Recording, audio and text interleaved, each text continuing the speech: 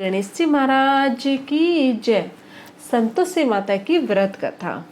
माना जाता है कि यह कथा पढ़े बिना संतोषी माता का व्रत अधूरा होता है।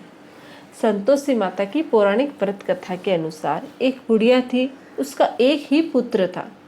बुढ़िया पुत्र के विवाह के बाद बहू से घर के सारे काम करवाती, परंतु उसे ठीक से खाना नहीं देती थी। यह सब लड़का देखता पर माँ से कुछ भी नहीं कह पाता।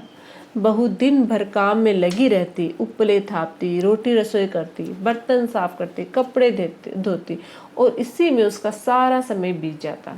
काफी सोच विचार कर एक दिन लड़का माँ से बोला, माँ मैं परदेश जा रहा हूँ।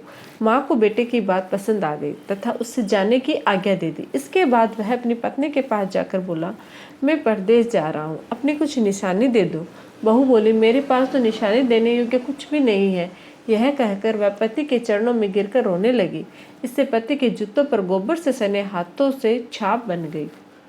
पुत्र के जाने के बाद सास के अत्याचार बढ़ते गए। एक दिन बहू दुखी हो मंदिर चली गई। वहां उसने देखा कि बहुत सी स्त्रियां पूजा कर रही थी। उसने स्त्रियों के से व्रत के बारे में जानकारी ली तो वे बोली कि हम संतोषी माता का व्रत रखते हैं, इससे सभी प्रकार के कष्टों का नाश होता है। स्त्रियों ने बताया, शुक्रवार को नहा धोकर एक लोटे में शुद्ध जल से गुड़ चने का प्रसाद लेना तथा सच्चे मन से माँ का पूजन करना चाहिए। खटाई भूलकर भी मत खाना और न ही किसी को देना। एक वक्त भोजन करना। व्रत विधान सुनकर अब वह प्रति शुक्रवार को संयम से व्रत करने लगी। माता की कृपा से कुछ दिनों के बाद पति का पत्र आया। कुछ दिनों बाद पैसा भी आया। उसने प्रसन्न मन से फिर व्रत किया तथा मंदिर में जा अन्य स्त्रियों से बोली, संतोषी माँ की कृपा से हमें पति का पत्र तथा रुपया आया है। अन्य सभी स्त्रियां विश्रद्धा से व्रत करने लगी। बहू ने कहा, हे माँ, जब मेरा पति घर आएगा तो मैं तुम्हारे व्रत का उद्यापन करूंगी। अब एक रात संतोषी माँ ने उसके पति को स्वप्न में किया और कहा कि तुम अपने घर क्यों नहीं जाते। तो वह कहने लगा, सेठ का सारा सामान अभी बिका नहीं, रुपया भी अभी नहीं आया। उसने सेठ को स्वप्न की सारी बातें कही तथा घर जाने की इजाजत मांगी, पर सेठ ने इनकार कर दिया। माँ की कृपा से कई व्यापारी आए तथा अन्य सामान खरीद कर ले गए। कर्जदार भी रुपया लौटा गए। तब तो साहूकार ने उसे घर जाने की इजाजत दे दी। घर आकर पुत्र ने अपनी माँ व पत्नी को बहुत सारे रुपए दिए। पत्नी ने कहा कि मुझे संतोषी माता के व्रत का उद्यापन करना है। उसने सभी को न्योता दे उद्यापन की सारी तैयारियां की। पड़ोस की एक स्त्री उसे सुखी देख ईर्ष्या करने लगी थी।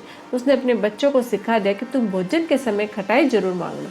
उद्यापन के समय खाना खाते खाते बच्चे खटाई के लिए मचल उठे तो बहू ने पैसा देकर उन्हें बहलाया। बच्चे दुकान से उन पैसों की इमली खटाई खरीद कर खाने लगे तो बहू पर माता ने कोप किया। राजा के दूत उसके पति को पकड़ कर ले जाने लगे तो किसी ने बताया कि उद्यापन में बच्चों ने पैसों की इमली की खटाई खाई है। तो बहू ने पुनः व्रत के उद्यापन का संकल्प किया। संकल्प के बाद वह मंदिर से निकली तो राह में पति आता दिखाई दिया। पति बोला, इतना धन जो कमाया उसका कर राजा ने मांगा था। अगले शुक्रवार को उसने फिर विधिवत व्रत का उद्यापन किया। इससे संतोषी माँ प्रसन्न हुई।